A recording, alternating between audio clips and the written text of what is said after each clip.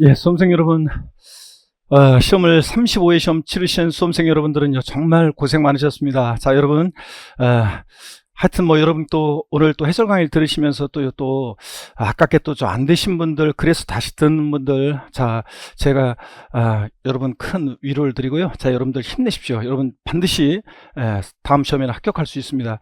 자, 여러분 저와 함께하는 명불허전 감동세법, 자, 35회 시험 기출 해설 강의를 드리도록 하겠습니다. 자, 여러분 우리 35회 시험 어떻게 출제가 되는지 일단 출제 경향 좀 분석을 해드리겠습니다. 우리가 조세 총론에서는요 35회 시험 두 문제가 출제됐습니다. 최근에 33, 34, 35 계속 두 문제가 조세 총론이 출제되고 있는데 난이도는 어떻게 출제되느냐? 상상. 자, 최근에 지금 계속 33회, 34회, 35회 계속 조세 총론은 제가 예측한 테마에서 출제가 되고 있어요. 자, 제가 강의한 테마에서 출제가 되고 있는데 다만 제가 강의한 내용을 벗어난 지문들이 계속 또 출제가 되고 있죠. 자, 그래서 25, 26 첫 판부터 상상 난이도 저 못 보던 지문이 있어가지고 당황했을 분들이 계시는데 제가 계속 강의 시험 전에 말씀드렸습니다. 자, 그런 걸 못 보던 지문을 보고서 망했다 그러면 망한다 그랬습니다. 빨리 통과하고. 그래서 어떤 분들은 조세 총론 25, 26 나왔다 그러면 이제 제끼고 20 자, 8번부터 푸는 분도 계시는데 제가 그랬습니다. 천재다. 자, 그래서 좋은 방법이 되겠죠. 여러분은 그래서 처음에 좀 당황했을 문제가 자, 25, 26 이렇게 처음 첫판 두 문제가 총론 문제가 상급의 난이도로 상상으로 출제가 돼서 좀 다소 당황했을 건데요. 일단 제끼고 똘똘한 문제 풀고 만약에 이 상급의 난이도 두 문제를 보셨다. 그러면 이제 그러면 여러분들이 이것도 답이 우리가 보일 수 있었던 풀 수 있었던 그런 문제였습니다. 자, 그래서 이거 풀 수 있었던 그 문제였고, 그래서 둘 다 상급 난이도 문제 출제했다는 거. 그렇지만 잘 보면, 자, 다른 문제를 풀고 차분한 마음으로 보면 답은 보일 수 있었다는 거 말씀드립니다. 그 다음에 취득세요. 제가 취득세가 최근에 계속 두 문제가 출제가 됐는데, 제가 35회 시험 앞두고서는 왠지 요 최근에 출제 경향이 자, 뭐 평상시에 출제된 그 개수에서 문제 개수에서 갑자기 하나 더 출제되는 그런 세목들을 돌아가면서 그런 경향들을 보였거든요. 그래서 제가 취득세 문제가 두 문제 출제가 되는데 되왔는데 올해는 왠지 세 문제가 출제될 것 같다 그랬는데 제 예상대로 세 문제가 출제가 됐습니다.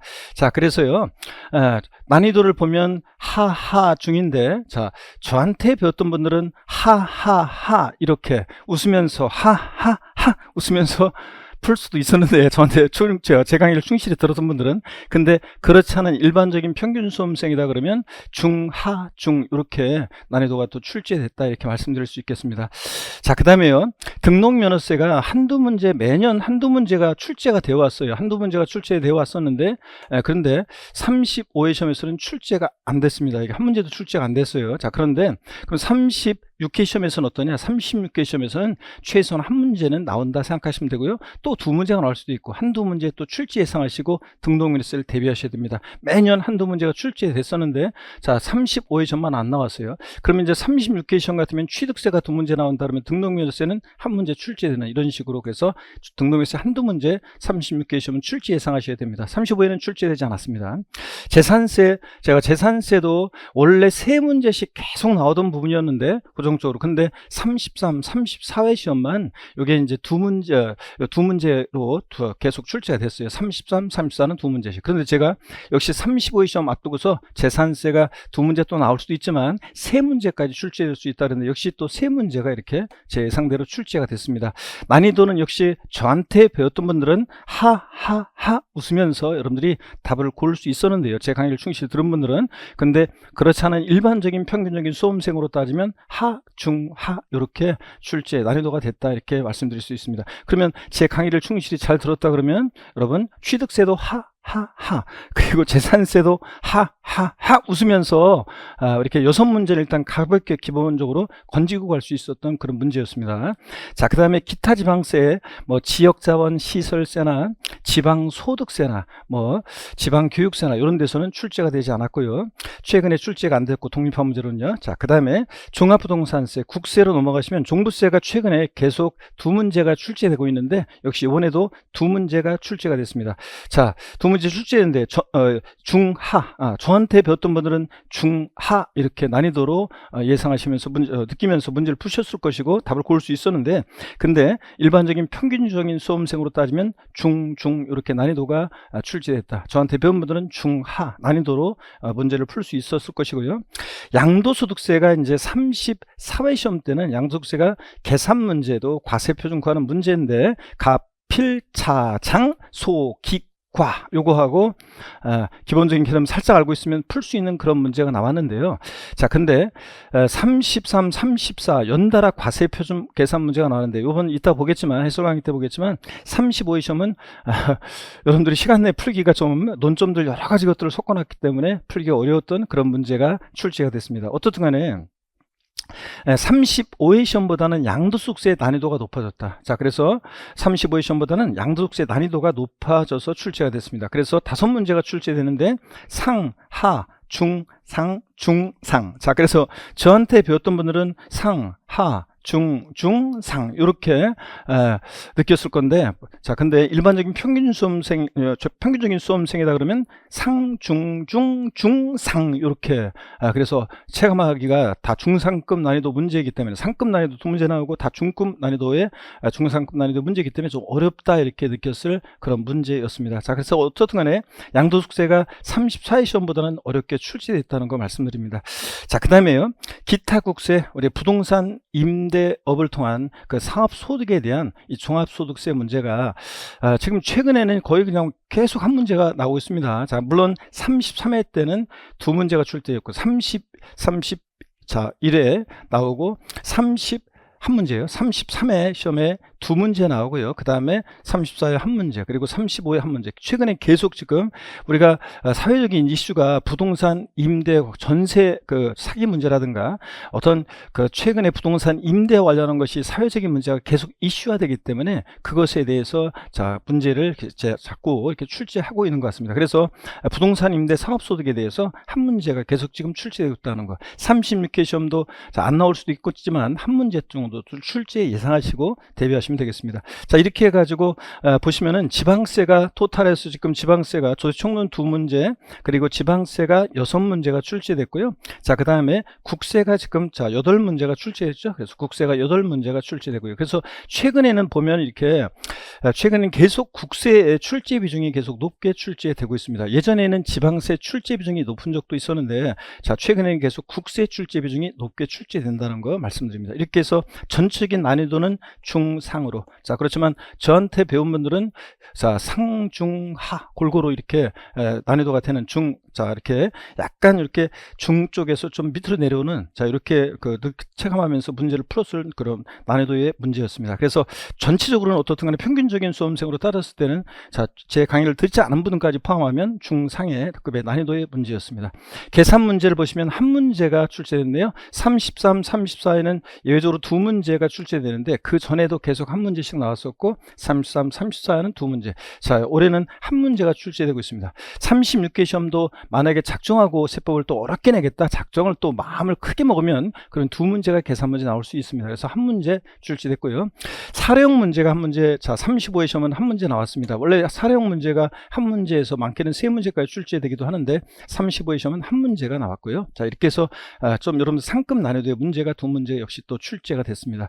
박스형 문제가 매년 두 문제에서 네 문제 정도 출제되는데 35회 시험은 역시 한 문제가 출제됐습니다. 34회는 박스형 문제 한 문제. 자, 근데 35회 시험은 세 문제가 출제됐다는 거.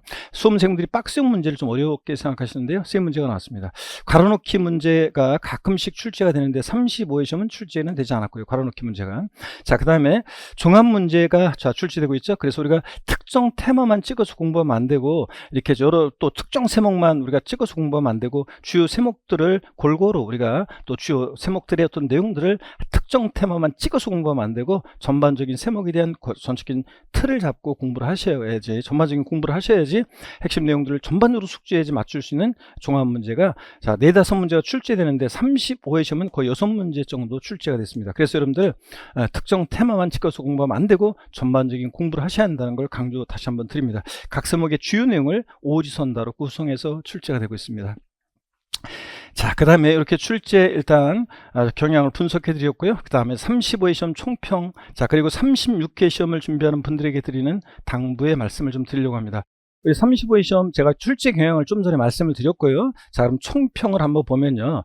어려웠던 35회 시험보다 다소 어렵다고 느꼈을 시험이었습니다. 그러니까 진짜 어려웠느냐 34회 시험보다 많이 어려웠냐 35회 시험이 그렇지는 않은 것 같습니다. 자, 그런데 다소 어렵다고 더 어렵다고 느꼈을 그럴 시험이었습니다. 그래서 시험은 어렵게 봤는데 문제 풀다 보니까 이게 답인지 확실한 것도 있지만 또 확신을 못하면서 이건 것 같은데 이렇게 해가지고 골랐을 그런 문제, 또 계산 문제가 또 여러분들 시간 내에 풀기 어려웠기 때문에 다소 어렵게 시험을 봤지만 막상 결과는 선방했다 라고 할 수 있는 그런 시험이었습니다. 자, 그래서 세법 지금 저한테 막 소식이 온 것은 한두 개 틀리거나 또 그러면 3개 틀렸다, 특히 3개 틀렸다는 분들이 굉장히 많더라고요. 자, 그래서 많은 분들이 또 좋은 고득점을 하는 그런 수험생들이 많았던 또 시험이기도 했습니다. 물론 또 이제 겨우 반타작하거나 그런 분도 많이 계시지만, 자, 대부분은 이렇게 선방했다 이렇게 고백하는 그런 시험이었습니다. 제 총론 문제는 제가 예상한 테마에서 출제가 됐지만 기출 범위를 벗어나서 출제된 지문들로 인해서 다소 당황했을 문제가 첫 판에 나왔죠. 그래서 제가 딱 봤는데 못 보던 지문이 들어있다, 킬러 문제구나, 통과해서 똘똘한 문제 손잡아주고 답이라고 벌떡 일어선 문제들부터 손잡아주고 나중에 보면 차분한 마음으로 보면 답이 보이는, 뭔가 튀는 답이 보이는 그런 문제자로 출제가 된다. 제가 그랬죠. 그래서 그렇게 뒤에 봤으면, 여러분이 차분하게 봤으면 답을 골라낼 수 있었던 문제였고, 이 문제를 해결하려고 계속 끙끙 맸으면 그러면 계속 망했다 이런 생각하면서 망할 수도 있었던, 초반부터 다소 기운을 빼는 그런 문제가 또 나왔습니다. 지방세에서 6문제, 아까 말씀드린 대로 국세에서는 8문제, 최근에 경향대로 국세 출제 비중이 더 높았고요. 전반적인 세법에 이해가 있어야지 물론 고득점할 수 있습니다. 물론 제 강의를 들은 분들은 제가 시험에 어떤 게 포인트고 어떻게 출제되고 이런 것들을 계속 말씀을 드렸고, 또 다양한 문제들을 통해서 여러분들 제가 문제 출제한 것들이 또 출제가 됐기 때문에 우리가 쉽게 또 풀어낼 수 있었지만, 그렇지만 전반적인 어떤 세법에 대한 이해가 있어야지 고득점 할 수 있는 그런 문제가 또 출제가 됐습니다. 자, 전체적인 총평을 좀 이렇게 말씀을 드리고요. 자, 그 다음에 우리 35회 시험을 치르신 수험생 여러분이요. 자, 만약에 이 해설 강의를 지금 듣고 계시다 그러면 자, 이렇게 합격을 했지만 어떤 문제 세법 출제했던 거야 이렇게 하면서 보시는 분도 계실 것이고, 그런 분들은 편안하게 내가 저걸 왜 틀렸지, 저걸 왜 몰랐었지 이렇게 생각하면서 보시는 분도 계셨을 것이고요. 자, 그 다음에 보시고 계실 건데, 또 아깝게 또 어떤 과목에서든 어떻든 간에 좀 안 돼서, 어떻든 간에 점수가 안 돼서 지금 다시 재도전하시는 분들 또 계실 겁니다. 제가 여러분 재도전하시는 분들은 여러분요, 시험은 정말 운칠기삼입니다. 이게 성인고시를 준비하는 분들은 이런저런 상황이 따라주지 않으면 공부하기가 쉽지 않습니다. 그래서 여러분 실망이 되더라도 포기하지 말고요, 다시 여러분 도전하시기 바랍니다. 자, 그러면요 36회 시험, 이 공중회사 시험은 여러분이 다시 차분하게 준비하신다 그러면 기꺼이 합격 결실을 내어주는 그런 시험이고, 우리가 여러분들 6회 시험에서는 꼭 반드시 여러분 합격할 수 있습니다. 여러분들 자, 결실이 있을 거니까요, 좀 쉬시고 좀 추스린 다음에 다시 여러분들 시작을 하시기 바랍니다. 제가 최선을 다해서 재도전하신 분들 응원과 조언을 아끼지 않겠습니다. 여러분 더욱더 제가 노력해서 더욱더 제가 신통력을 발휘해서 제가 역시 여러분들 시험장에서 36회 시험에서 좋은 결실 얻을 수 있도록 여러분들 콕콕 찍어 드리도록 하겠습니다. 자, 처음 수험 준비를 시작하는 여러분들은 제가 여러분께 제 강의를 믿고 중간에 흔들린 분들이 있어요. 제가 분명히 말씀드리죠. 제가 첫 강의 때 본 강의 들어가면 여러분 제 강의를 처음부터 끝까지 쭉 수강하신다면 제가 반드시 구원해 드리겠습니다 이렇게 약속드리거든요. 근데 믿습니다 그래 놓고서 의심하는 분들이 계시는데, 자, 끝까지 여러분 강의를 기초부터 쭉 9, 10월 마지막 마무리 강의까지 함께 하신다면 여러분 36회 시험에서는 제가 세법은 반드시 꼭 구원해 드릴 것이고요, 여러분들 실전에서 좋은 점수 맞고 또 시험장에서 제 음성이 들리고 제가 함께함을 느끼게 되리라 믿습니다. 자, 그러면 이렇게 해서 제가 여러 가지 총평을 좀 말씀을 드렸고요. 우리 그러면 2024년 공인중개사 35회 시험, 우리 공인중개사 시험 부동산 세법 기출문제 해설 강의를 하나하나 그러면 드리면서 문제를 보도록 하겠습니다. 자, 여러분 25번 문제. 자, 제가 아까 말씀드린 대로 25번 문제를 딱 보는 순간, 자, 여러분, 일단 희망과, 그 다음에 또 희망과, 당황함이 또 교차했을 그런 문제였죠. 자, 보시면 지방세 기본, 국세 기본법령 및 지방세 법령상, 기본법령상 조세 채권과 일반 채권의 우선 관계에 관한 설명으로 틀린 거 그랬습니다. 제가 여러분 35회 시험 제 강의를 들은 분들은 막판까지도 제가 조세 총론에서 출제 가능성이 유력시 되는 부분이, 자, 어떤 부분이야? 일단 조세 채권과 일반 채권과의 관계, 요거 시험에 나온다고 그랬습니다. 제가 분명히, 자, 나올 가능성이 높다고 그랬고, 또 가산세 관한 것이 출제될 가능성이 높다고 그랬습니다. 가산세 관한 것은 이제 요번에 안 나왔다 그러면 다음 36개 시험에 나온다는 거예요. 자, 그래서 25번 문제, 이거 제가 출제 예상한 부분에서 문제가 나왔고 많이 연습을 했습니다. 자, 한번 보겠습니다. 틀린 고르는 문제인데, 취득세 법정기일, 자, 요거는 여러분들이 가볍게 또 아실 수 있었는데요. 법정기일이라는 것은 조세 채권과 저당권, 질권, 전세권 등에 의해서 담보되는 채권, 피담보 채권이라고 하죠. 이 피담보 채권과 국세, 지방세 같은 조세 채권과의 우선 여부를 정하는 날이 법정기일인데, 우리가 신고 납부하는 세금은 제가 언제라고 했습니까? 신고일이 법정기일이고, 고지서가 발부되는 세금은 납세고지서 발송일, 그죠? 도달일이 아니라 납세고지서 발송일. 를 우리가 법정기일로 한다고 했습니다. 1번 맞고요. 자, 2번 보시니까 토지를 양도하는 고지자가 양도수 과세표준과 세액을 예정신고한 경우, 그렇습니다. 예정신고일, 법정기일, 신고한 날. 예정신고 납부할 때는 신고한 날, 역시 예정신고일. 그 다음에 법정기일 전에 전세권이 설정된 사실은요.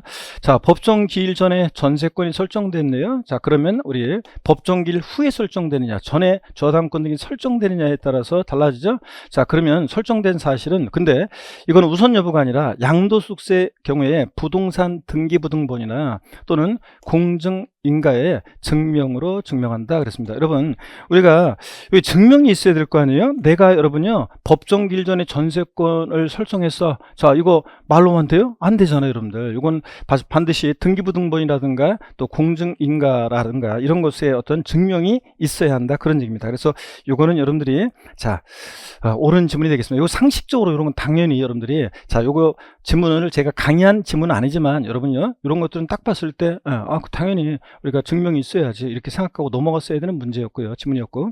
계속 이어서 한번 보겠습니다. 4번 지문 한번 보세요.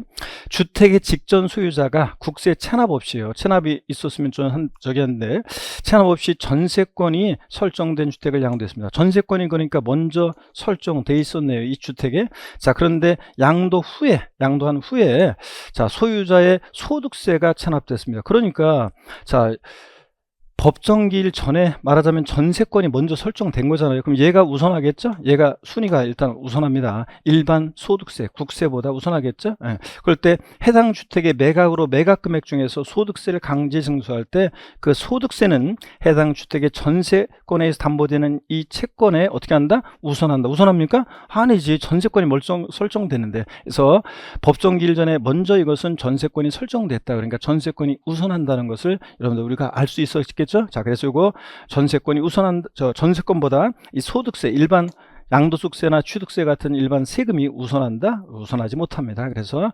4번이 여러분 정답이 되겠습니다. 자, 5번 지문 보시면요, 주택임대차보호법 규정에 따라서 적용되는 임대차 관계인 주택을 매각해서 그 매각 금액 중에서 지방세를 강제 징수하는 경우에 임대차에 관한 보증금 중에서 일정 액으로 같은 법에 따라서 임차인이 우선하여 변제받을 수 있는 금액, 이게 뭡니까 여러분?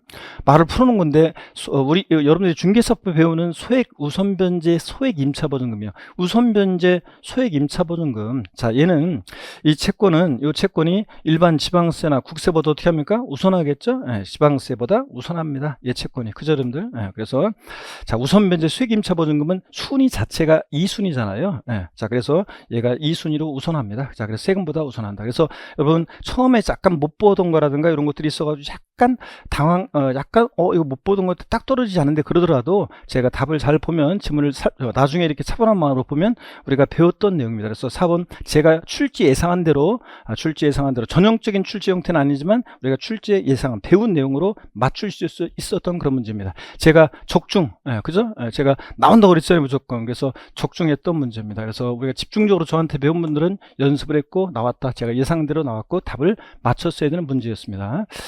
자, 26개 시험을 또 보면요. 자, 이거 보면 지방세 징수권 소멸시효에 관한 거예요. 우리가 34회 시험에서는 어떤 문제가 나왔냐면 납세의무 성립 확정 소멸에서 제척기간에 관한 게 이제 문제가 나왔죠. 깊은 문제가. 근데 올해는 소멸시효예요. 그래서 제가 올해는 이 소멸시효에 관한 거 우리가 기본적인 암기사항 이런 것들, 자, 우리가 소멸시효 중단과 정지까지 하면서 우리가 기간은 기본적으로 우리가 외웠었습니다. 그래서 공부를 했었는데 소멸시효에 관한 거 역시 이것도 지금적으로 공부했던 내용이고, 자, 우리가 마지막까지 공부했던 내용 중에 자, 동형모의사라든가 백선이라든가 마지막까지 공부했던 내용을 우리가 알 수 있습니다. 지문을 통해서 우리가 가산세를 제외한 국세가요, 우리가 국세 지방세 이 금액에서는 가산세가 제외됩니다. 제외된 가산세를 제외한 국세가 10억 원이다. 자, 그러면 우리 징수권 소멸시효 기간은 여러분 소멸시효 국세는 5억 원 미만은 5년, 5억 원 이상은 5억 원부터 5억 원 이상은 10년의 소멸시효가 적용되죠.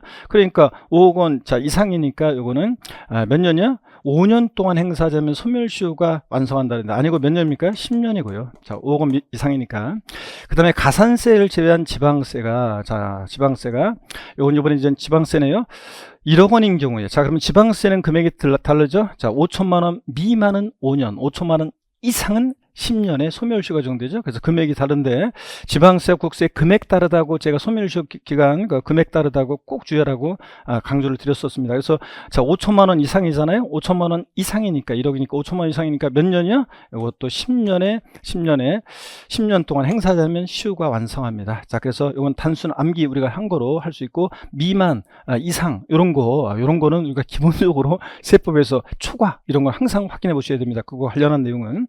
그럴 때 가산세를 제외한 지방세가 5천만 원인 경우에 징수권 소멸시효. 자, 이런 거를 어려워하면 처음엔 어려워하죠. 이런 것들을 처음에 초심자분들은 헷갈려 하는데, 우리가 지방세 5천만 원 미만은 5년, 5천만 원 이상은 소멸시효가 10년입니다. 그럼 5천만 원이면 5천만 원 빼고 아래 금액이 미만이 5년이고 5천만 원 이상은 10년이잖아요. 지방세 소멸시효가. 요게 5천만 원 미만은 이게 5년이고 5천만 원 이상은 10년의 소멸시효잖아요. 10년. 자, 그러니까 자, 보세요. 5천만 원 빼고 아래가 5년이고 5천만 원 이상 위부터 5천만 원부터는 이게 10년의 소멸시효가 적용됩니다. 그렇죠, 여러분들? 10년 소멸시효 행사하지 않으면 시효 완성한다. 그래서 5년 다 틀렸고요. 10년이 되겠습니다. 자, 여러분 4번 지문, 5번 지문 한번 보시면요.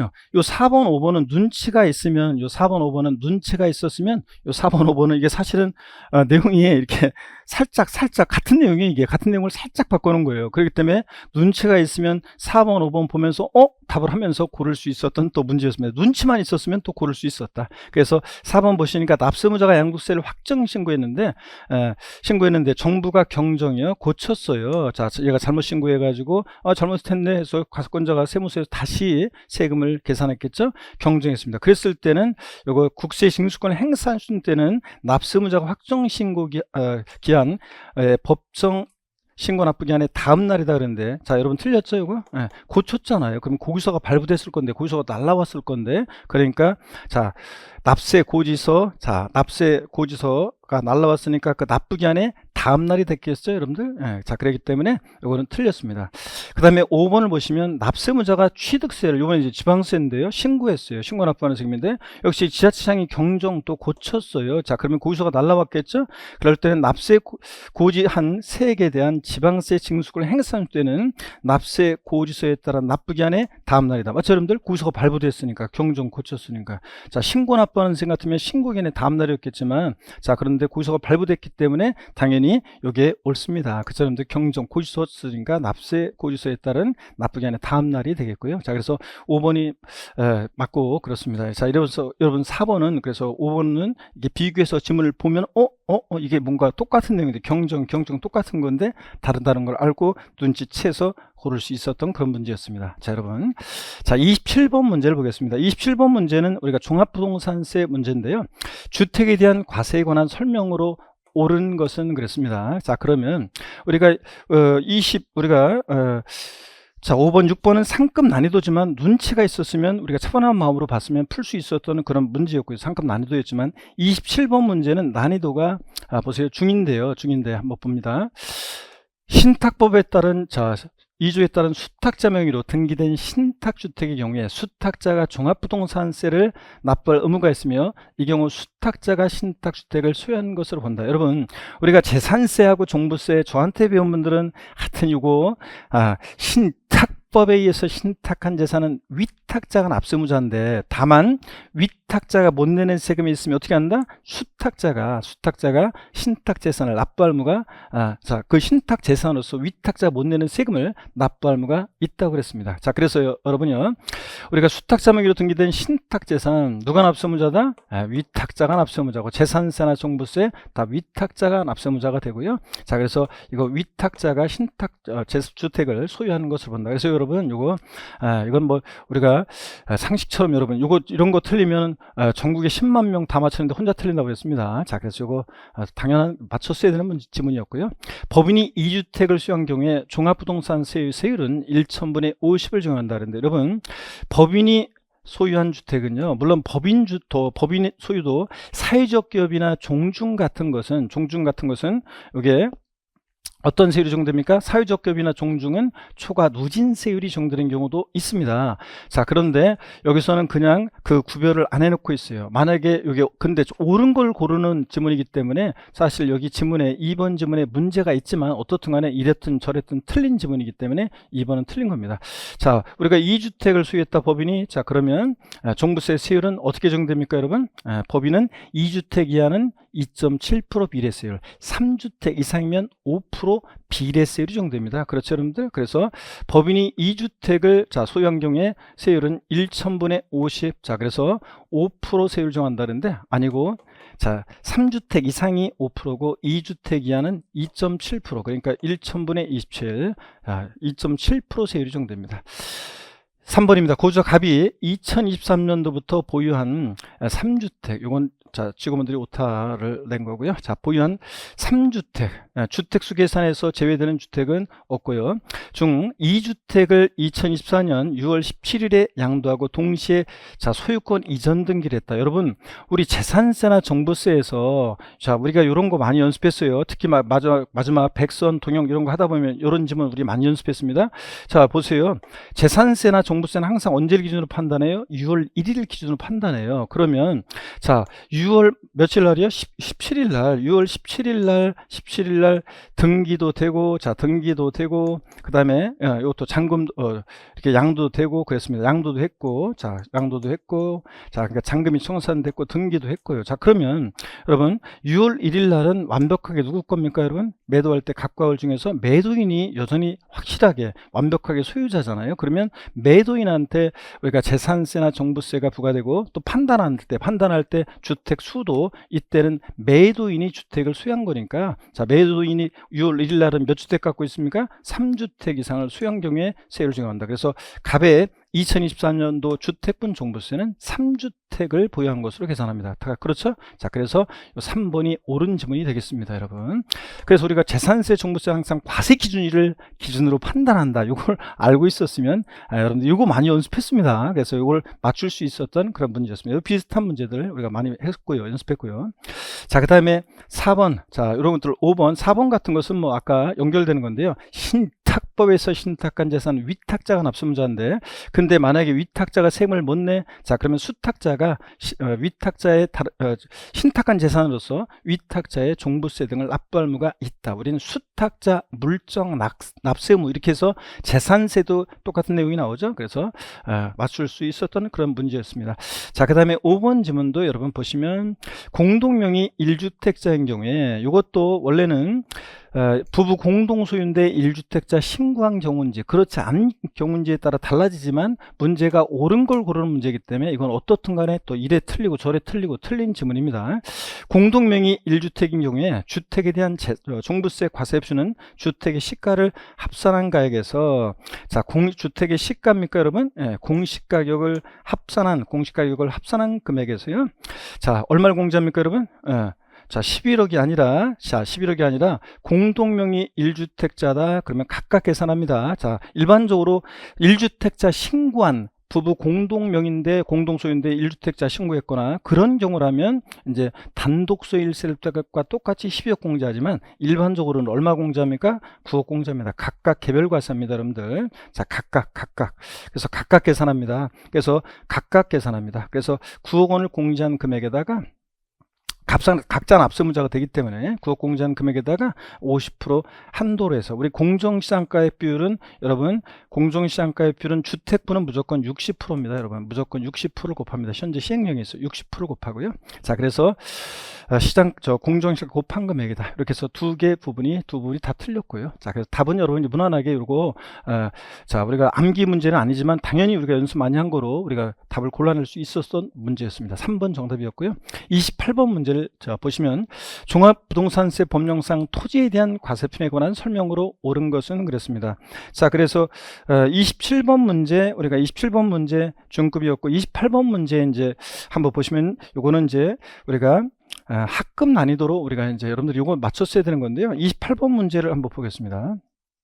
옳은 거 그랬는데 토지분 재산세 납세문자로서 종합합산 대상 토지, 나대지 합종지 같은 종합합산 대상 토지에 대한 공시가격 합산한 금액이 5억 원인 자는 종부세 납부 의무가 있다는데 여러분 요거 제가 강의하면서 어떤 기자도 이런 것들을 우리 초과 5억 원 초과 별도 합산은 종합합산은 5억 원 초과 별도 합산은 80억 초과 일반적으로 주택은 9억 초과 1세대 주택자는 12억 초과할 때 납세문자가 되는 거지 5억 원이면 납세무 없습니다. 5억 원까지는 5억 원 초과해야죠. 자, 그래서 요거 5억 원 인자 5억 초과가 빠졌죠. 5억 원 인자는 납세무가 없습니다. 초과해야 됩니다. 5억을 초과해야지. 5억 원 초과해야지.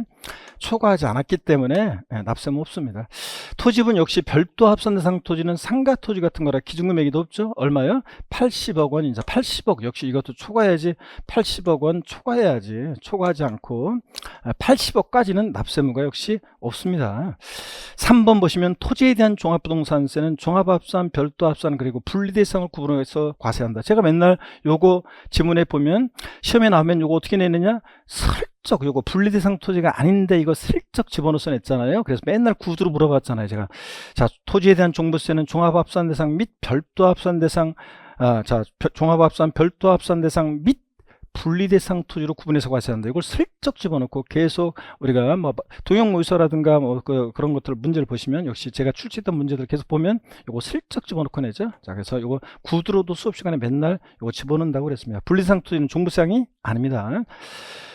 4번 보시면 종합합산 대상 토지에 대한 종부세 과세표는 해당 토지 공시가격 합산한 금액에서 5억 원을 공제한 금액. 자, 맞죠? 여기까지는? 자, 여기다가 공정시장가액 비율이 토지는 무조건 몇 프로입니까? 여러분 100%입니다. 100분의 100이어야 됩니다. 100%. 100분의 100. 100%입니다. 100분의 100이 돼 있어야 됩니다. 100분의 50% 아닙니다. 100분의 50, 즉 50% 아닙니다. 100%여야 된다는 거. 공정시장. 토지는 100%. 주택은 다주택이든 1주택이든 공정시장가율이 종부세는 60%고요. 자, 그 다음에 5번 질문 보시면 5번 질문 우리가 기출됐도 3번이나 기출됐었고 이번이 4번째네요. 제가 이거 이중과세 피하기 위해서 종부세 부과 기준에 부과된 재산세를 공제할 때 재산세가 표준세율의 50% 범위 내에서 가감 조정된 경우에는 가감 조정 탄세액을 공제하고 세부담 상한을 적용받았을 때는 상한을 적용 받은 세액을 공제한다. 제가 아주 여러 번 여러분께 강조드렸습니다. 전 아니다. 적용한 세액을 공제한다. 마지막 강의까지 제가 강조를 드렸던 내용이죠. 자, 그래서 역시 맞췄어야 되는 문제였습니다. 자, 3번 기출이 됐었고 강조드렸던 내용이고 제가 자, 전 아니고 가감 조정 텐 이렇게 하면서 계속 제 음성 들으면서 답을 맞췄어야 되는 문제였습니다. 5번이 정답이었고요. 자, 우리 29번 문제를 보시면 역시 중급 난이도의 문제인데요. 29번 어떤 문제인지 봅니다. 취득세 과세 표준에 대한 건데, 여러분 제가 난이도는 중급 난이도로 분류했지만 저한테 배운 분은 하급이었어야 됩니다. 그죠 여러분들? 뭐냐면 우리가 지방세 법령상 취득세 취득 당시가액에 대한 설명으로 옳은 거. 이게 뭡니까? 취득세 과세 표준은 취득 당시가액을 과세 표준합니다. 그러니까 이 문제는 취득세 과세 표준에 관한 문제예요. 자, 여러분 제가 올해 취득세 과세 표준 문제는 나온다고 그랬어요, 안 나온다고 그랬어요? 자, 시험 보셨던 분 제가 계속 강조했습니다. 나온다고 그랬습니다. 무조건 나온다고. 그런데 역시 예상대로 나왔고, 답도 한번 보시면, 자, 이렇게 첫 판부터 이렇게 특례 문제가 취득세 과세 표준 특례 문제가 이렇게 들어있는데, 제가 특례 문제 요게 설마 첫 판인데 이런 것까지 나올까? 자, 나오더라도 정답 지문은 아니고 그냥 깔려 나오는 거라고 했습니다, 제가. 자, 그런데 제 예상대로 그냥 나오긴 나왔는데 깔려서 나왔습니다. 정답은 우리가 맨날 연습한 거. 여러분 제가 쓴 문제집에도 있고, 계속 뭐 백선, 동영, 총정리 특강 계속 온갖 강의를 하면서 제가 제일 강조한 게 이거였죠. 상속으로 취득했을 때, 무상 취득했을 때 취득세 과세 표준은 뭐로 한다? 시가 표준액이다. 자, 상속을 제외한 무상 취득은 시가 인정액을 과세 표준하지만 요거는 자 시가 표준액으로 한다. 그래서 제가 문제 낼 때마다 이걸 시가 인정액으로 바꿔서 내서 틀리고 아니고 상속으로 취득했을 때는 시가 인정액이 아니라 시가 표준액이다. 여러분, 자 이거는 뭐 제가 한 40번 이상 40번 이상 강의했고, 자 말씀을 드렸고, 문제집에서도 계속 우리가 다른 여러 가지 문제를 통해서, 모의고사를 통해서 계속 제가 출제했던 내용이었습니다. 그래서 답을 맞췄어야 됩니다, 여러분들. 그래서 2번 정답이고요. 나머지 문들 살짝 빠르게 왜 틀렸는지 한번 보겠습니다. 교환의 경우에는, 자 우리가 이것도 교환의 경우 총정리 특강이라든가 백선이라든가 이런 거 있었죠, 여러분들. 동영 모의고사도 있었고요. 교환은 이전 받는 부동산의 시가 표준액과 이전 하는 부동산의 시가 인정액죠. 어떤 거예요, 이거? 높은 가격으로 한다고 그랬죠? 우리 2024년 개정세법 내용. 자, 개정세법 내용 하면서 제가 이거 높은 가격으로 한다고 했습니다. 그 다음에 대물 변제에 따른 건축물 취득에 대해서는 대물 변제기 과세 표준인데, 우리 항상 세법에서 포함, 제외 이런 거 나오면 항상 포함인지 제외인지 꼭 확인하시라고 그랬죠, 제가. 자, 그래서 이거는 가로가 틀린 내용이에요. 대물 변제 외에 추가로 지급한 금액이 있는 경우는 그 금액을 제외하는 게 아니라 포함해야죠. 그래서 포함한답니다. 그래서 이거 틀렸고요. 법인이 아닌 자가 개인이 건축물 건축가 취득하는 경우로서 사실상 취득 가격을 확인할 수 없다. 잘 모르겠다. 그럼 뭐라고 했습니까, 여러분? 선생님 여러분, 제 강의를 들었던 분들은 취득세 과세 표준에서 잘 모르겠다 그럼 뭐라고 그랬습니까? 시가 표준액이겠죠? 잘 모르겠다 그러면 시가 표준액입니다. 시가 표준액이었죠. 잘 모르겠다 시가 표준액. 제 음성 들으면서 당연히 아니라 그런 거. 물론 2번에서 이미 답을 저한테 배운 분들은 답을 고르고 그냥 이거 보지도 않고 넘어갔겠죠. 이게 워낙 확실하니까. 근데 어떻게 잘 모르겠다 시가 표준액이고요. 그 다음에 법인이 아닌 자가 역시 건축물을 매매로 승기수가한 경우에 그 건축물을 취득하기 위해서 중개사법 규정에 따른 공인중개세 지급한 중개보수.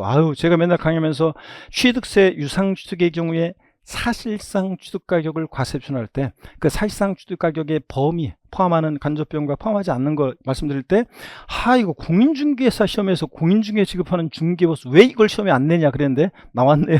자, 드디어. 그래서 이것은 누가 취득하느냐에 따라서 달라진다고 그랬습니다. 우리가 공인중개사가 지급한 중개보수, 건설자금에 충당한 차입금의 이자, 할부이자, 연체료, 요 세 가지는 누가 취득하냐에 따라 달라지는데, 법인이 취득할 때는 포함하고, 법은 바른 거니까, 법인이 아닌 자, 개인이 취득할 때는 이런 XX 하면서, 자, 요거 개인이 취득할 때는 XX 포함하지 않는다 그랬습니다. 포함한다는 거 틀렸죠? 포함하지 않습니다. 자, 이렇게 해서 여러분들 답을 쉽게 고를 수 있었던, 저한테 배운 분들은 답을 쉽게 고르고 넘어갈 수 있었던 문제였습니다. 30번 문제를 좀 설명을 드리면요, 요 30번 문제도 우리가 하급 난이도로 이렇게 말씀을 드릴 수 있습니다.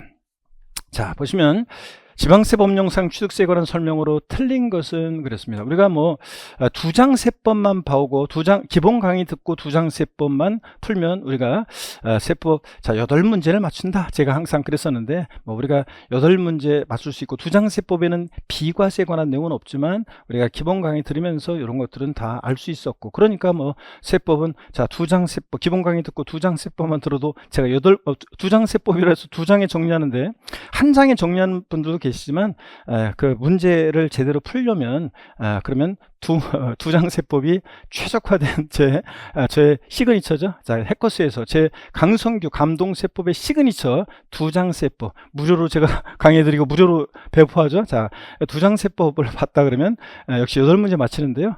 기본 강의 들으면서 이런 거 비과세 기본적인 거 맞추면 우리가 기본적으로 두장세법만 봐도 8문제를 맞춘다. 35회 시험도 역시 그랬습니다.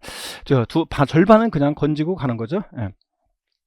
대한민국 정부기관 취득의 과세는 외국 정부 취득은 당연히 우리도 과세하고 비과세는 우리도 비과세고요. 토지 2번 지문은 지문에 잘 나오는 거죠. 토지 지목을 사실상 변경으로써 가계 증강요인 취득한 것으로 간주보고요. 자, 그 다음에 단순히 지목만 변경되면 안 되고 가액의 증가가 있어야 되고요. 간주 취득이고 국가의 귀속의 반대급부로 영리법인이 국가 소유 부동산을 무상으로 양도받는 경우에 취득세를 부과하지 아니한다 그러는데 여러분요, 우리가 국가지자체, 지자체, 조합의 귀속 또는 기부 체납을 조건으로 취득하는 부동산 및 사회기반시설 취득은 비과세예요. 다만 근데 여러분 이건 상식적으로 우리 맨날 연습했습니다. 이것도 주의하라고. 그렇지만 약속을 안 지킨다거나 조건이 변경된다거나 또 이렇게 순수한 기부 찬압이 아니라 기브 앤 테이크, 제가 얘기 드렸죠. 기브 앤 테이크. 국가 소유의 다른 부동산을 무상으로 양도받는다거나. 자, 그러면 토지를 국가에 귀속 기부 찬압하는데 국가 소유의 다른 토지를 무상으로 받는 게 있어요. 그러면 순수한 기부 찬압이 아니라 기브 앤 테이크가 됐잖아요. 그러니까 당연히 이런 때는 부과하지 아니한다가 아니라 부과합니다. 그래서 3번이 여러분 틀렸죠. 정답입니다. 나머지 여러분들이 다 공부했던 거니까 읽어보시고요. 자, 그 다음에 31번 문제도 여러분들 우리 중급 난이도인데 한번 보겠습니다. 31번 문제요. 중급 난이도고 또 어떤 분들은 이게 상급 난이도가 될 수 있겠죠. 외우지 않은 분들은 상급 난이도고 또 기본적으로 막 외우신 분들은 이제 중급 난이도인데 저한테 배운 분들은 하급 난이도입니다. 상삼팔, 무동이 815, U1210, 원팔, 영삼식의 봐유 이거잖아요, 여러분들. 그러면 그냥 답 고르는 그냥 쉽게 고르는 그런 문제였습니다. 그래서 많은 분들이 또 예전에도 그렇지만 26개 시험 때도 그렇지만 이번에도 이렇게 요 취득세 편수율 문제가 나오니까 이렇게 나오니까 예전에 26개 때 이런 식으로 나온 적이 있는데 그때도 많은 분들이 그랬는데 이번에도 35회 시험도 많은 분들이 교수님 고마워요. 이 문제 취득세 세율 문제 풀면서 감동의 물결 속에서 문제 풀었어요. 그냥 교수님 생각 진짜 찰나의 순간에 막 생각이 나고 얼굴도 보이더라고요. 이렇게 하면서 했습니다. 가볍게 풀었던 문제였습니다.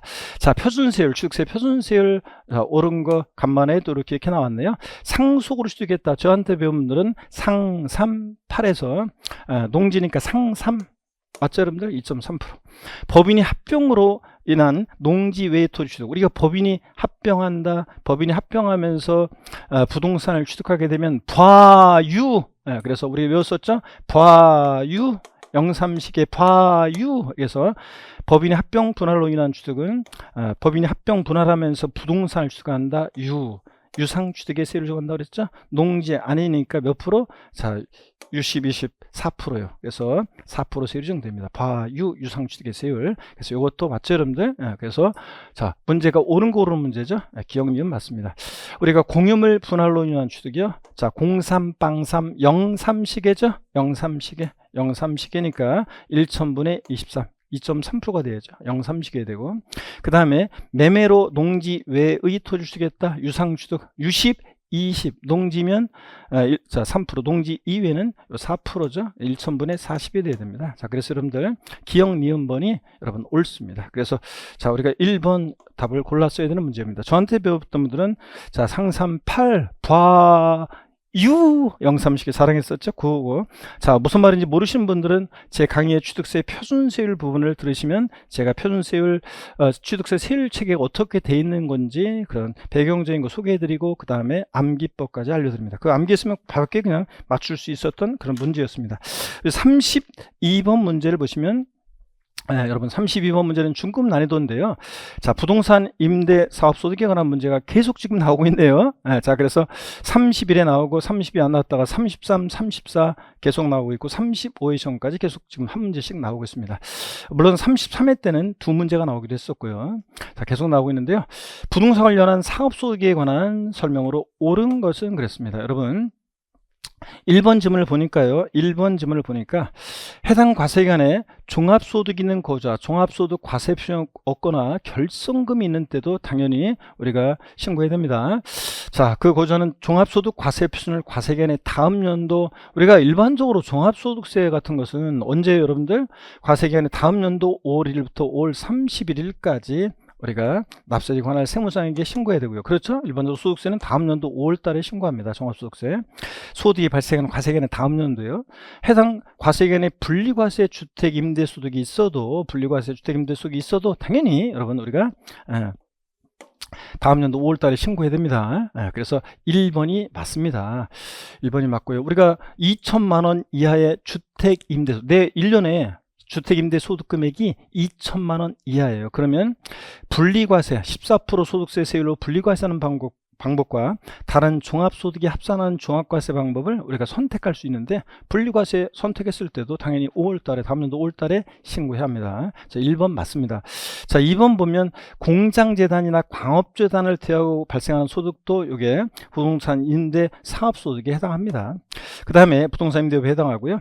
해당 과세기간에 주거용 건물 임대업을 제외한 부동산 임대 발생한 결손금 마이너스 생긴 것은 그 과세기간에 종합소득 과세 계산할 때 공제한다 그랬는데, 여러분 우리가 이것도 우리가 시험에 몇 번 나왔죠. 그래서 계속 강조드렸던 겁니다, 여러분. 자, 통영모의고사에서도 그렇고 마지막 계속 백선 뭐 우리가 총정리 특강 또 평상 수업할 때랑 계속 강조드렸고 문제로도 출제했습니다.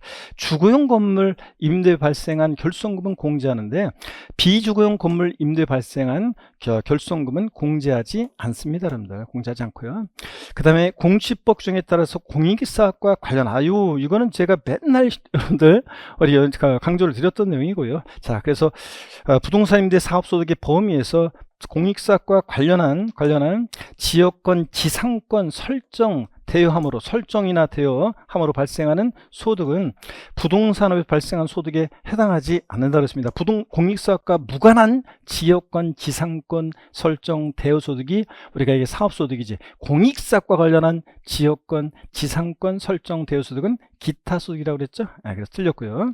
사업소득이라고 했으니까. 그 다음에 사업소득에 부동산 임대에 발생한 소득이 포함되는 경우에 그 사업자는 소득별로 구분하지 않고 회계 처리해야 한다 그랬는데, 여러분요, 자, 소득별로 당연히 구분해야죠. 부동산 임대 소득이 따로 있으면. 자, 그래서 부동산 임대 임대 발생한 부동산 임대업에서 발생한 사업소득은 요거는 자 소득별로 구분합니다. 구분하지 않고 틀렸습니다. 그래서 구분하지 않고가 틀렸습니다. 구분해서 회계 처리를 해야 됩니다. 자, 그래서 이렇게 1번이 답이 되겠습니다, 여러분. 자, 33번 문제를 보겠습니다. 33번 문제는 우리가 우리가 그래서 뭐 아까 32번 문제 같은 것들은 기출됐던 거 잠깐 요거 말씀드리면, 1번 지문이 33회 때 기출됐었고요. 3번 지문도 33회 때 나왔었고요. 자, 이렇게 해서 또 4번 지문 같은 것은 우리가 31회 때 기출됐고요.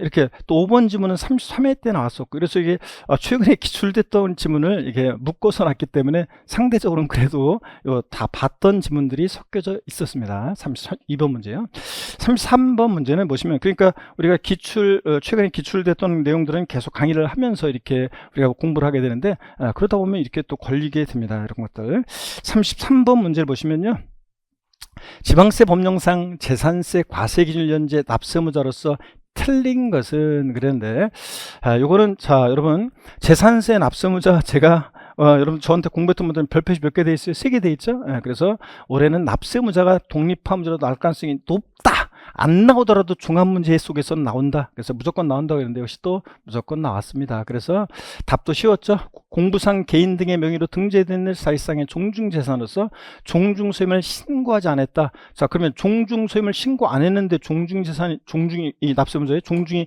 과세권자는 종중이 누군지를 모르는데, 그래서 실제는 종중재산인데 공부상 개인 명의로 등재되어 있다. 종중소임을 신고 안 했을 때 누가 납세문자?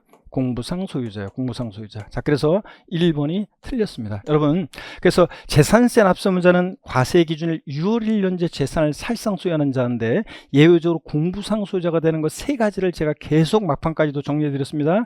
자, 권리 변동이 있는데 신고 안 했을 때, 자, 실제 종중 재산인데 신고 안 했을 때, 자, 그다음에 요거죠. 그다음에 우리가 파산재단 누가 납세문자? 공부상 소유자. 예외적으로 공부상 소유자가 되는 것 세 가지를 계속 정리해 드렸었습니다. 1번 정답입니다. 나머지 보시면 되고요. 34번 문제를 보시면 이것도 역시 학급 난이도로 볼 수 있죠. 물론 이제 보통은 이게 빡세형 문제니까 중급 난이도로 분류 일반적인 분들은 하는데 저한테 배운 분들은 이것도 역시 학급 난이도로 분류하셔서 맞췄어야 되는 문제였습니다. 자, 물납에 관한 설명으로 옳은 것을 모두 고른 거 그랬는데요. 지자체장은 재산세 납부세액이 1천만 원 초과하는 경우, 물납 요건은 우리가 약 수십 번도 했습니다. 1천만 원 초과하는 경우에 납세문자 신청을 받아 번호까지 매겨서 했었죠. 해당 지자체 관할구역에 있는 부동산에 대해서만, 다른 시군구에 있는 거 안 돼요. 해당 지자체 과세 관할구역의 부동산에 대해서만 허가받아 할 수 있다. 네 가지 물납 요건 우리가 맨날 공부했습니다. 여러분들 이렇게 번호 매겨가면서 공부했었죠. 자, 그래서 맞췄어야 되는 문제고, 자, 옳습니다. 자, 그 다음에 시상구청장은 법령에 따라서 불허가 통지받은 납세문자가 그 불허가 통지받고 났다고 그래서 그대로 끝나는 거 아니라고 했습니다. 불허가 통지받고 나서 며칠 이내? 10일 이내 해당 지자체 관할구역에 있는, 자, 부동산으로서 관리 처분이 가능한 다른 부동산으로 변경 신청하는 경우에는 변경해서 허가할 수도 있다고 그랬죠. 그대로 끝나는 거 아니고 맞습니다.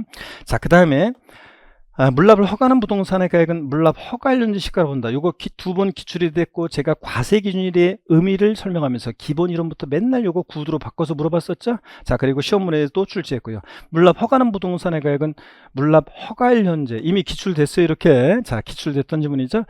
12월 30일 현재 땡, 물납 허가일 현재 땡, 아니고 이렇게 기출이 됐었는데 아니고, 재산세는 항상 과세 기준일 언제예요? 6월 1일 현재 시가로 평가한다. 항상 과세 기준일 기준으로 판단한다. 그래서 과세 기준일에 이렇게 또 줄여놓으니까 또 저게 뭔가요? 또 이렇게 물어보시는 분들 계실까봐.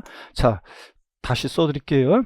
과세 기준일 6월 1일 현재 시가입니다. 과세 기준일 6월 1일 현재 시가를 평가한다. 이건 맨날 우리가 기출이 됐었고 맨날 강조드렸던 내용입니다. 기본 이론부터요. 기본 강의부터. 그래서 이거 틀렸고요. 그래서 옳은 것은 기역 니은 번이 옳습니다. 3번이 정답이 되겠죠. 자, 계속 이어서 보겠습니다. 여러분. 35번 문제는 우리가 요것도 이제 학급 난이도죠. 뭐 여러분들 요것도 저한테 배운 분들은 조금 깊은 내용이지만 그래도 그렇습니다. 자, 옳은 것을 고르라고 했는데요. 시지역의 국토의 계획 및 이용이라는 법률에 따라 주거지역의 법령이 정하는 공장용 건축물의 표준세율은 초과준세율이다. 여러분, 저한테 배운 분들이 왜 학급이냐, 이거를 건축물 세율구조 우리 어떻게 했습니까? 토지는 분비는 종로에 갔더니 별로였더라. 건축물은 어떻게 였습니까? 건비지, 건비. 건축물은 비례세 구조로 되어 있습니다. 025, 05, 125 세요 안 오면 주거 비례세율. 그렇잖아요. 건축물은 건비 비례세율입니다. 그래서 틀렸고요. 1번. 2번 수탁자 명의로 등기 등록된 신탁재산의 수탁자는 과세 기준일로부터 15일 이내에 사유 발생일이 아니라 항상 재산세는 언제부터 과세 기준일로부터 며칠이요? 15일 이내에. 자, 권리 변동이 있거나 재산 상태 변동이 있거나 신탁재산은 위탁자가 납세문자지만 수탁자가 이거 신탁재산이다. 납세문자는 위탁자지만 아까 봤다시피 근데 우리가 수탁자가 이거 신탁재산이에요. 이런 것들을 과세 기준으로부터 15일 이내에 지자체장한테 증거자료가 갖춰서 이게 신고해 주게 돼 있죠.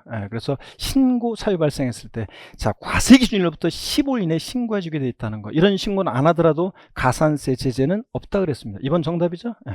3번 토지와 주택의 건물 소유자가 다를 경우 해당 주택에 대한 세를 정할 때 해당 주택의 토지 건물의 가액을, 자, 여기서 포인트 어떤 건지 우리 연습 엄청 많이 했습니다. 동영모의사 마지막까지 숄트까지. 자, 요거 나왔다.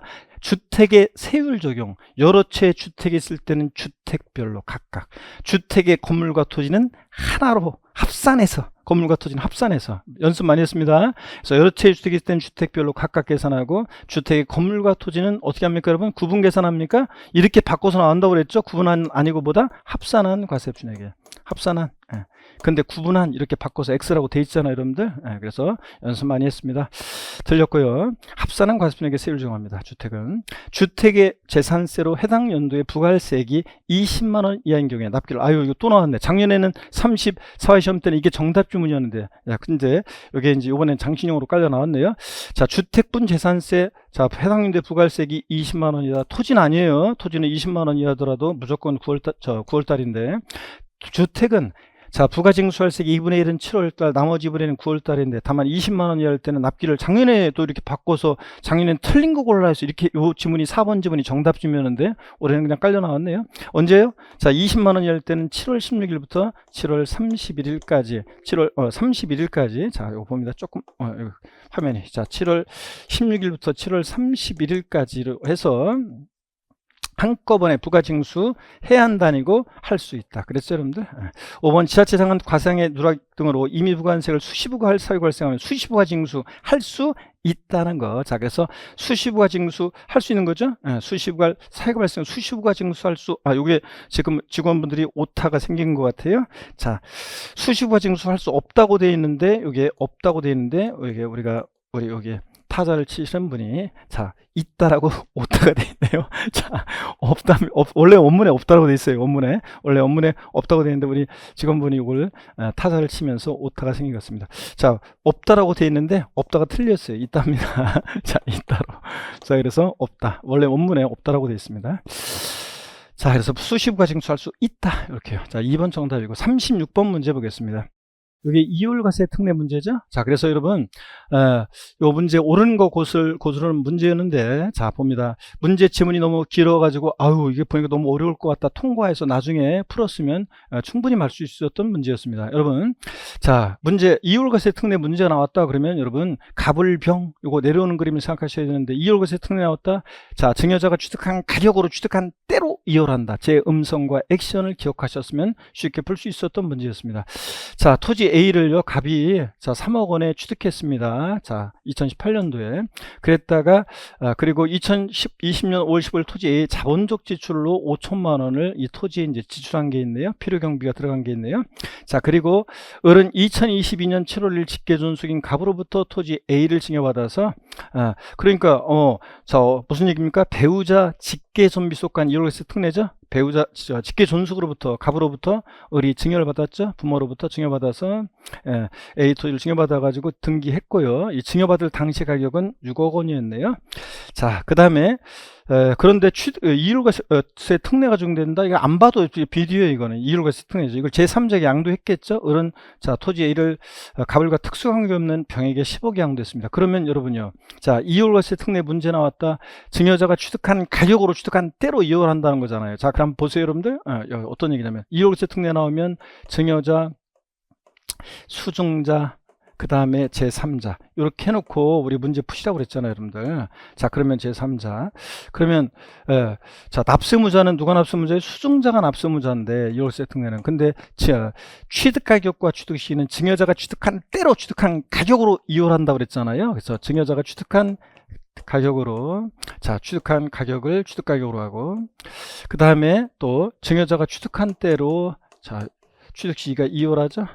자, 그러니까 여러분 보세요. 취득가격은 6억이다 그랬는데 틀렸죠, 여러분들? 자, 증여자가 취득한 가격을 취득가격으로 하죠. 증여자가 취득한 가격으로 이율하잖아요, 취득가격이. 그러니까 3억이고요. 자, 그 다음에 양도채 계산 시 갑이 지출한, 증여자가 지출한 요 자본적 지출액도요, 요것도 필요경비로 이거 포함시킬 수 있습니다. 공제할 수 있어요, 이것도. 자, 공제할 수 있다. 이게 재작년에 개정된 건데, 맞습니다. 있다. 올해. 자, 그래서 양도채 계산 시 을이 납부액과 납부를 증여상당인 경우 양도채를 한도로 해서 필요경비 산입한다. 여러분요, 우리가 연습할 때 취득가격과 증여자가 취득한 가격으로 때로 이율하고, 또 기납부한 증여세, 원래 상속세나 증여세는 필요경비에 포함하지 않지만 이율과세 특례 적용될 때는 필요경비에 포함한다. 이미 요거 알고 있는지 묻는 기출문제가 이미 32회 때도 나왔고, 우리가 여러 번 비교해서 제가 최근에 또 마지막 강의까지 계속 요거 물어봤는 지문들 계속 여러 번 접했죠, 여러분들. 그래서 기납부한 증여세, 필요경비에 산입합니다. 그 사람들 2월세 특례. 그래서 많이 연습했습니다. 산입한다? 맞습니다. 3번. 자, 그리고 뭐 장기부의 투자자가 세율 증시, 자, 취득가격과 취득신 증여자가 취득한 때로 증여자가 취득한 가격으로 이유를 하니까 을이 취득한 날이 아니라 갑이, 당초 증여자 갑이 취득한 날로부터 수증자 을이 양도한 날까지 기간으로 자, 보유관 계산하고요. 자, 그 다음에 갑과 을은 연대납세무가 있어요, 없어요? 어차피 배우자 직계점수는 한 몸이니까 한 사람한테 부과하면 되니까 연대납세무가 있다, 없다? 없다. 자, 요 내용이요. 자, 여러분, 요 그림 저한테 배운 분들 많이 봤죠? 2월세 특례하면 제가 딱 요렇게 해놓고 설명을 딱 드렸죠. 요거 핵심이라고. 요거 맨날 마지막까지 강의 설명드렸기 때문에 여러분들이 맞췄어야 되는 문제였습니다. 자, 그래서 저한테 배운 분들은 맞췄어야 한다. 상급 난이도지만 저한테 배운 분들은 중하급 난이도로 맞췄어야 되는 문제입니다. 3번 정답이었고요. 자, 그 다음에 예측도 했었으니까 제가 나온다고 37번 문제 봅니다. 소득세 법령상 다음에 국리재산 중 양도세 대상, 과세상에 해당하는 것을 모두 고른 것은 그랬습니다. 자, 우리 양도세 대상 문제가 자, 이거 작년에 뭔가 기시감, 오마주 작년에 기출됐었는데 기출됐던 형태와 똑같이 34회 시험과 똑같이 출제가 됐죠.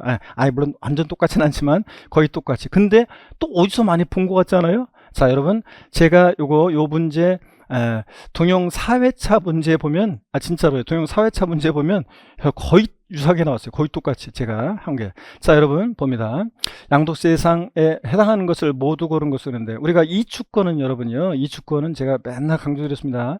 이 주권은 시험에 요 과세상 문제에서는 중요하다고 그랬습니다. 계속 말씀드렸는데 부동산과 함께 한다는 이 주권 대상이죠. 자, 반드시 이 주권은 부동산과 함께 양도해야 되는데 가로 잘 보셔야죠. 작년 시험에 이걸 바꿨었는데 해당 이주권 가액을 별도로 평가하여 따로 구분 신고했으면 그러면 이제 작년에 34회 시험 때는 구분해서 신고했다고 나왔었는데 34회 시험은 구분해서 신고하지 않았답니다. 구분해서 신고하지 않았어요. 그러면 이주권은 대상이 됩니다. 자, 이주권 옮겨줄 수 있는 건물 옮겨줄 수 있는 공익사업을 진행할 때 자, 개발제한구역 같은 데서 공익사업을 진행할 때 건물을 옮겨줄 수 있는 이주권, 자, 부동산과 함께 양도할 때 이주권만 대상이고, 자, 요거 이주권 옮겨줄 수 있는 권리에 대한 가격만 따로 평가해서 구분 신고하면 이건 기타 소득세 대상이다. 근데 따로 구분 신고를 안 했으니까 이건 대상이 됩니다. 자, 조합원 입주권, 아파트 당첨권, 분양권, 부동산을 취득할 수 있는 권리로서 대상이 됩니다. 자, 지역권 대상입니까? 우리 이미 기술됐지만 연습 많이 했습니다. 마지막 모의고사도 이렇게 비슷하게 나왔는데 지역권 대상 아닙니다. 용익물권 중에서 지상권, 전세권은 등기와 무관하게 대상이 되는데 지역권 아니라는 거 마지막 강의 때까지도 말씀드렸고요. 그 다음에 부동산 매매 계약을 체결한 자가 계약금만 지급한 상태에서 양도하는 권리, 요거 대상이 됩니다. 부동산을 취득할 수 있는 권리로서 대상이 되죠. 자, 그래서 기역, 니은, 리을번이 대상이 되는 겁니다. 기역, 니은, 리을번. 그래서 3번 정답 골랐어야 됩니다. 38번 문제를 보시면요. 38번 문제는 자, 요거는 이제 여러분들이 요거 어렵게 느꼈을 수 있지만 38번 문제요. 그렇지만 중급 난이도로 여러분이 좀 맞추셨어야 되는데 한번 보겠습니다. 거제 국내산 양도세에 관한 설명으로 옳은 거 그랬습니다.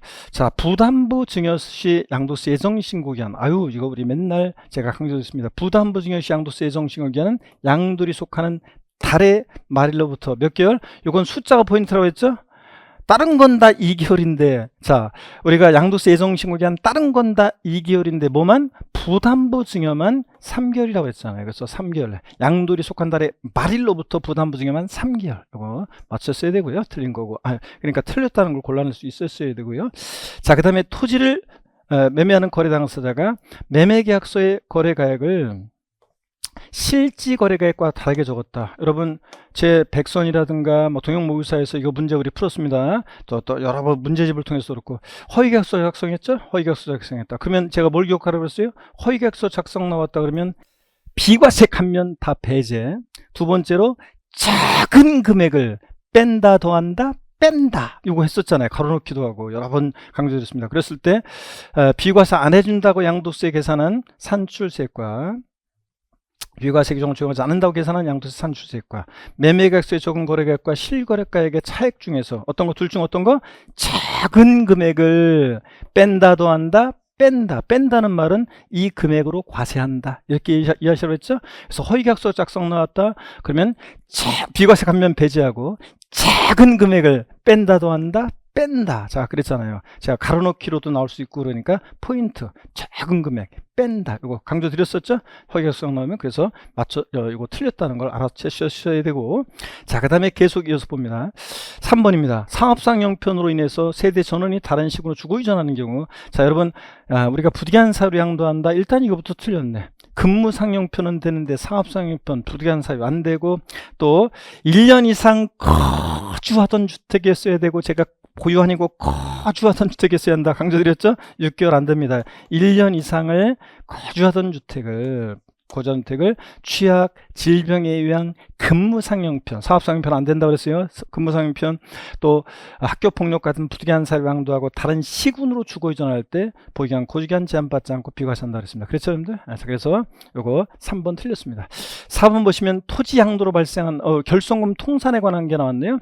토지 양도로 발생한 양도 차손 마이너스 생긴 거는 전세권 양도로 발생한 소득 금액과 통산할 수 있습니까, 없습니까? 있습니다.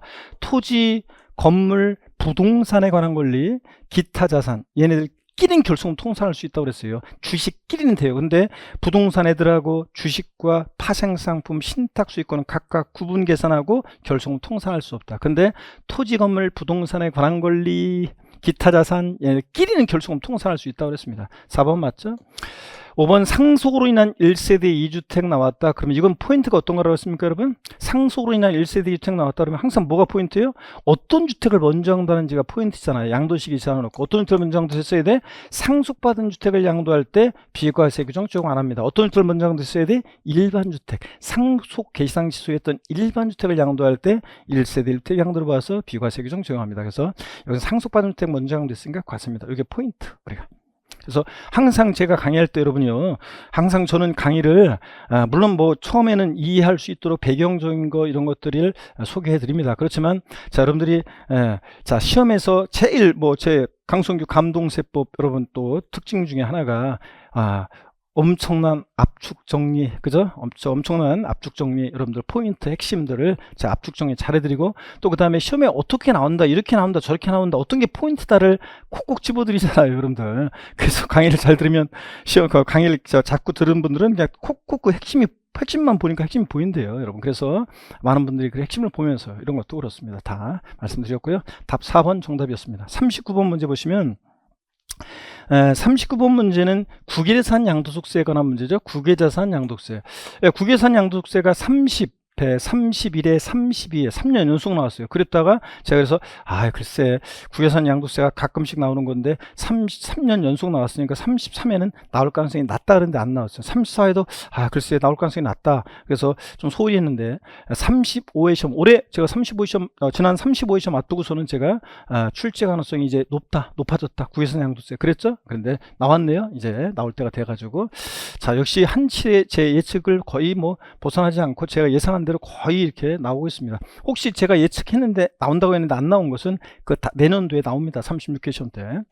자, 그 다음에 틀린 거 그런 문제죠. 그래서 국외산 양도소득세 양도까지 계속해서 5년 이상 국내 주소를 두고 있고 국외 외화 차입금의 취득은 없다. 그런데 국외산 양도소득에 대한 국외산 양도에 대한 양도소득은 거주자는 양도 기본공제는 적용받을 수 있으나 자, 장특공제 받을 수 없다. 그렇죠? 다른 나라에 우리가 국가공제까지 신경 안 써줘요. 장특공제는 안 되는데 기본공제는 그냥 기본적으로 깔아줍니다. 그죠? 시험에 여러 번 나왔고, 국외 부동산 양도에서 발생한 양도 차손은 국외에서 발생한 해외 부동산 양도였는데 마이너스 생긴 게 있어요. 동일한 과세 기간에 국내 부동산 양도에서 발생한 양도소득 통산할 수 있습니까? 외국에서 발생한 우리나라 발생한 거하고 안 됩니다, 여러분. 국내에산 양도의 규정을 준용하는 것과 준용하지 않는 규정이 있는데 결손금 통산에 관한 것은 준용하지 않습니다. 그래서 외국에서 결손금 발생한 거 우리나라에서 발생한 소득금액과 통산할 수 없습니다. 자, 그래서 여러분 2번이 틀렸습니다, 여러분들. 국외재산이 부동산 임차권인 경우 등기와 관계없이 자, 우리가 해외 국외재산 양도 시 꼭 알아야 될 것 전제 등기나 기준시가에 관한 것은 적용이 없다고 그랬습니다. 우리나라가 다른 나라 전 세계 부동산 남극, 북극, 아프리카, 아시아, 오세아니아, 남미, 중미 어떻게 등기부 관리하고 기준시가를 매겨요? 그래서 등기와 무관하게 대상이 된다. 4번 국외산 양도가액은 실거래가로 계산하는 게 원칙이라고 했죠. 실거래가 확인할 수 없다. 그러면 그 나라의 양도한 자산이 소지한 국가의 시가로 하고요. 시가로 하고 시가 곤란하면 이제 법령에서 하는 방법에 따르고요. 이런 것들. 자, 그 다음에 국외산 양도세 양도당 시 거주자가 소유한 유일한 주택으로서 보유한이 2년 이상인 경우에 1세대 1주택 비과세 규정을 적용받을 수 없다 그런데 여러분 그렇습니다. 해외에 있는 것은 1세대 1주택 비과세 규정 안 해준다 그랬습니다. 1세대 1주택 비과세를 규정은 양도를 이제 국내 우리나라에 있는 1주택일 때만 비과세 해주는 거죠. 해외에 있는 주택은 주택수 계산에 포함하지도 않고 비과세도 안 해줍니다. 맞습니다. 자, 이렇게 해서 여러분들 정답 우리가 3번 살펴봤습니다. 2번 살펴봤습니다. 자, 여러분, 수험생 여러분, 자, 이어서 한번 보겠습니다. 40번 문제는 여러러분들, 요거 시간 내에 풀기 어렵던 문제였죠, 여러분들. 여기에 40번 문제는, 우리가 올해 세무사 시험에서 출제됐던 문제인데요. 자, 제가 세무사 시험 그 출제 문제를 보면서 무슨 생각을 했냐면, 우리 공인중개사 부동산 세법에서는 33, 34 연달아 과세 표준을 구하는 문제가 나왔단 말이에요, 이미. 자, 근데 우리 35회 시험 앞두고서 세무사 시험에서 과세 표준을 또 구하라는 문제가 나왔어요. 자, 세무사 시험에서. 그래서 제가 이거 또 출제될까? 과세 우린 2번이나 2년 연속 나왔는데 자, 그랬는데 또 과세 표준 구하는 문제인데 단순히 과세 표준 구하는 게 하나만 아니고 건물에 대한 과세 표준도 구하고 그 다음에 토지 비에 대한 과세 표준도 따로 구하라고 돼 있어가지고 시간 내에 여러분들이 풀기가 어려웠던 문제였습니다. 사실은. 그리고 결손금 통산과 관련한 것도 논점도 있었고 그렇기 때문에 쉽게 풀 수가 없는 자 그런 문제였습니다. 여러분들 한번 볼까요, 여러분들? 자, 그래서 어떤 건지 한번 보면 주택의 경우에는 우리가 과세 표준을 구하려면 가필, 차장, 소, 기과 저한테 배운 분들은 항상 가필, 차장, 소기과만 머릿속에 딱 있으면 되는데 양도 차익이 뭐예요? 가필, 차, 양도 차익이 1,500만 원이래요. 그러면 가필, 차 1,500만 원이랍니다. 자, 그러면 가필 차가 1,500만 원. 그러면 장특공제를 공제해 줘야 되는데 여러분 항상 장특공제 나왔다 그러면 항상 몇 년? 3년 항상 반사적으로 또 올리라고 그랬습니다. 1년 6개월 보유했으니까 장특공제 3년 보유를 못해서 못 받죠. 그대로 가필차랑 양도 소득 금액이 1,500만 원입니다. 그러면 기본공제 받을 수 있죠? 믿은 게 아니니까 기본공제 받을 수 있습니다. 건물에서 250만 원이요. 자, 그러면 얼마입니까, 여러분? 1,250만 원이 되겠죠? 그래서 건물에 대한 과세 표준은 1,250만 원이에요. 그럼 이제 토지에 대한 거라는 거 부여볼게요. 비토지에 대한 거. 비토지의 양도차익은 2,500만 원이랍니다. 자, 그러면 2,500만 원. 그러면 가필 차장, 장특공제 공제해줘야죠. 장특공제는, 자, 얘는 3년 5개월 보였으니까 장특공제 받을 수 있죠. 그래서 2,500만 원 양도 차익에다가 장특공제 공제율, 보유연수에 원래 일반적인 토지 건물은 2%씩 2, 3은 6인데 친절하게 6%라고 제시해 놨네요. 6%입니다. 그러면 2,500만 원의 6%는 5, 6, 30, 자, 6, 5, 30, 자, 6, 20, 자, 그래서 이거 1,000 얼마입니까, 여러분? 150만 원이죠. 150만 원. 자, 150만 원이요. 그러면 자, 여러분, 여기서 이제 가필, 차장, 양도소 금액은 2,500에서 150만 원을 빼니까 2,000 얼마입니까? 350만 원이 여기에 가필, 차장, 양도소 금액입니다. 기본공제는 받을 수 있습니까, 여러분? 250만 원? 자, 여러분 보세요. 이런 게 이제 논점인데 우리가 같은 연도에 지금 같은 연도에 이거 건물 팔고 토지 A 팔고 토지 B 팔잖아요. 그러면 우리가 토지 건물 부동산에 관한 걸 기타로선 얘네들은 1년에 전부 합쳐가지고 기본제 얼마예요? 250이에요. 소득별로. 이미 여기 아까 250 건물 양도하면서 기본제를 받았으니까 이번에 6월 25일 날 비토지 양도할 때는 기본제 받을 수 없어요. 그러니까 그대로 소기과 과세 표준이 그대로 2,350만 원이 됩니다. 자, 그런데 비토지에 대한 과세 표준이 2,350만 원이냐? 아니에요. 또 뭐가 문제가 되냐면 결손금 통산이에요, 여러분. 자, 이게 지금 뭐라고 되어 있는 거냐면 여러분 보세요. 그냥 여기 이거는 양도 차익인데 가로로 되어 있는 것은 양도 차손이 발생한 거예요. 가로로 되어 있는 건 양도 차손 마이너스에 생긴 거예요. 그러면 결손금 통산해야 되잖아요. 토지 A하고 B는 결손금을 통산해야 돼요. 자, 결손금 통산해야 되니까 마이너스 생긴 걸 빼줘야 돼요. 같은 애들끼리